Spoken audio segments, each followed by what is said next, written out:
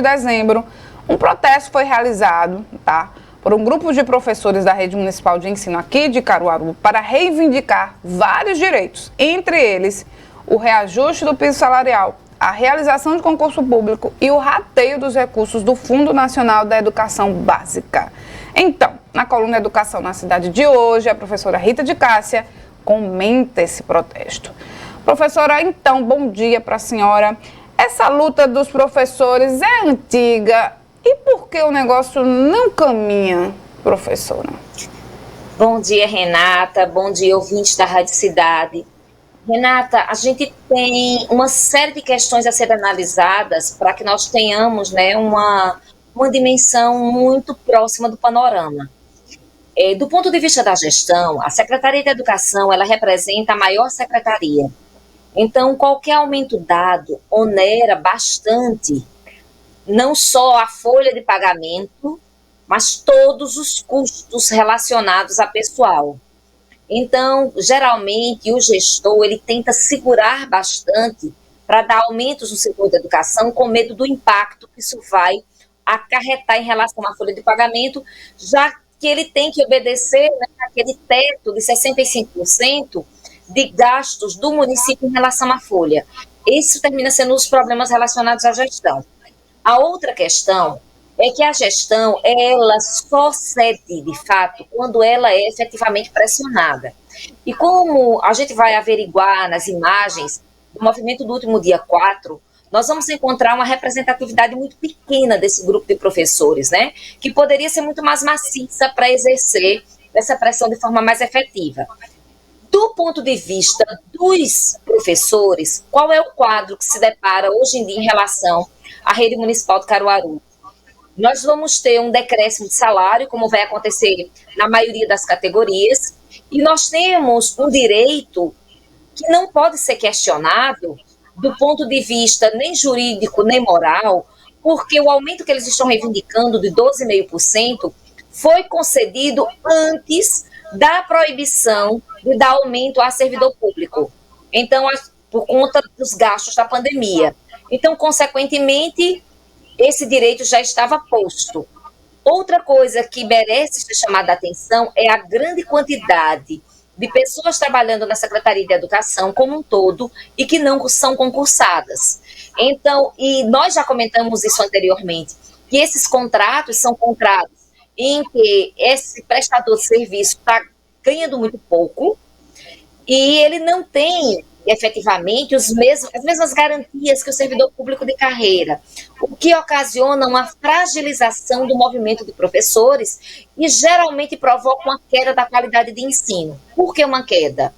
É claro que entre os contratados a gente vai ter excelentes profissionais, mas o concurso público, ele serve para selecionar os melhores profissionais entre aqueles que estão almejando aquela vaga. Então, ele é uma grande peneira. Quando você tem nomeações sem ter os mesmos critérios de um concurso público, então acabam passando pessoas que, de fato, não estão tão preparadas assim para o exercício daquela atividade. E isso impacta, no final, na qualidade de ensino. Então, a gente tem uma tensão entre a gestora do município, que deseja não onerar a folha de pagamento, e os professores que estão reivindicando um direito. Outra coisa muito séria que os professores estão reivindicando é o repasse do remanescente dos fundos do Fundeb. Professora. O que é isso? O município recebe uma quantia, inclusive... Professora. Oi. Antes da senhora entrar na história do Fundeb, vamos ainda nessa esfera municipal.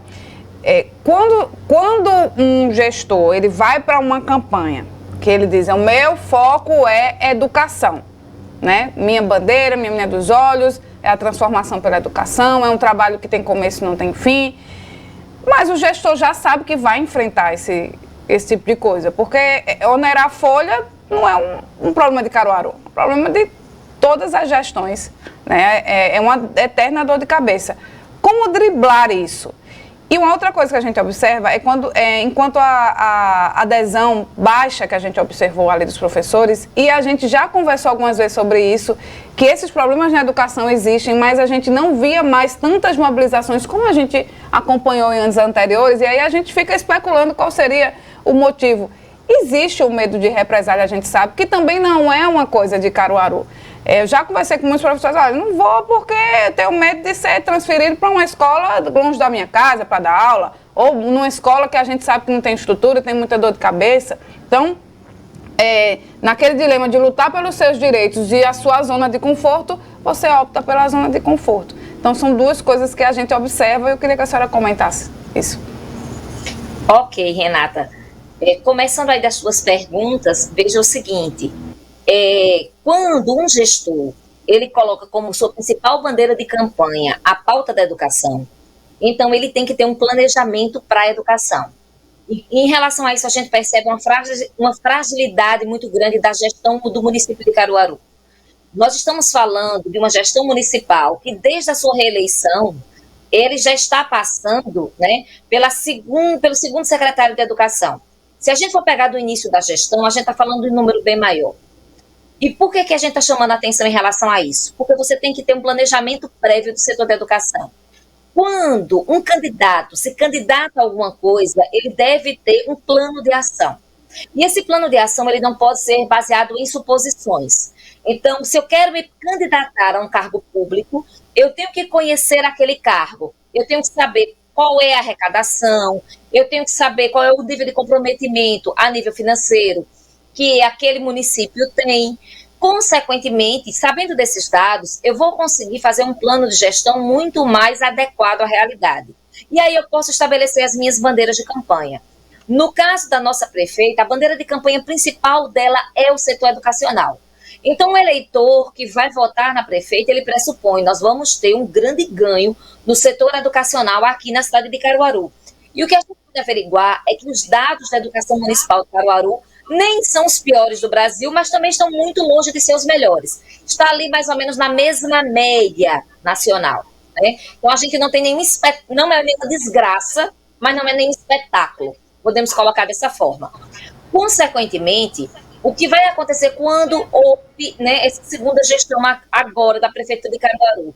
O que vai ocorrer é que a gente se torna, ou melhor, nós ficamos surpreendidos tanto pela escolha do secretário de Educação, que é uma pessoa muito ligada à Fundação Lima, é um técnico que não é da região, que não conhece os problemas da região, que não conhece o corpo docente que trabalha na Prefeitura de Caruaru. E, associado a isso, nós vamos ter um grande vácuo em relação à ocupação dos cargos públicos preenchidos com contratação a baixo custo. Qual é o resultado disso? O resultado disso tende a ser um não planejamento, ou um planejamento apenas vinculado ao aporte financeiro. Então, quando você faz o questionamento, será que o gestor não sabia que precisava dar aumento, atualizar salários e que se impacta na folha de pagamento? Claro que sabia. Isso termina sendo a desculpa da gestão, mas a gestão só vai abrir mão se houver um processo de mobilização muito intenso. Associado a esse receio que você tão bem colocou, sobre as retaliações, e o município está ali muito perto, né, do servidor público, é muito fácil mapeá-lo, saber quem ele é. Essas retaliações acontecem com muito mais facilidade do que, por exemplo, em órgãos estaduais ou federais.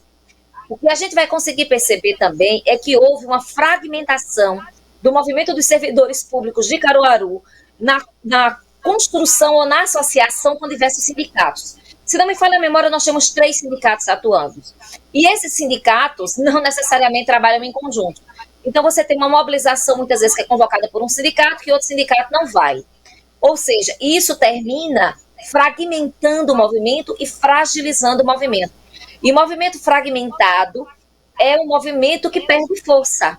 Então, a grande questão que o gestor público tem que, ou melhor, que o servidor público tem que pensar é: o que é maior? É o meu medo de uma retaliação ou é a minha necessidade de garantia de direitos? Então, nós estamos em um determinado momento político em que é importante que a gente saiba, afinal de contas, qual é o rumo que nós vamos ter em relação à mobilização de classe, que foi muito forte no passado, e no passado também tinha perseguição, no passado também tinha retaliação, mas o servidor tinha menos medo.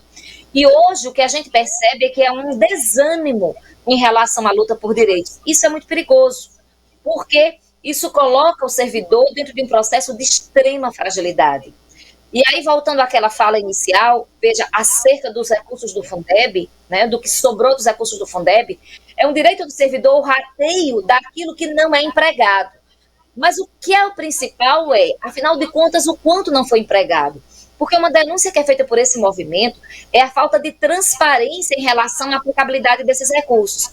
É importante que se saiba que esses recursos vêm de um fundo nacional. E quem contribuiu para a existência desse fundo somos todos nós brasileiros que pagamos os nossos impostos, no final das contas. Então, é um direito não só do servidor público da Prefeitura de Caruaru, mas de todas as pessoas que estão vinculadas ao município de Caruaru, de saber quanto chegou de dinheiro no Fundeb, a gente até consegue verificar pelos sites oficiais, mas onde esse dinheiro foi gasto. Afinal de contas, quais foram os investimentos que foram feitos no setor da educação? Que melhorias nós podemos esperar dentro do setor da educação? E como é que está a situação da folha de pagamento no setor da educação? Porque os recursos do Fundeb podem ser utilizados até 100% para pagamento de servidor. O ideal é que seja 60% para a folha e 40% para gastos essenciais à manutenção da educação.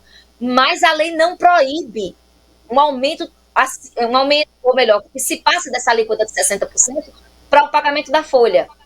E é importante que a gente saiba que sem uma valorização do profissional da educação, nós não temos um ensino público de qualidade. É impossível.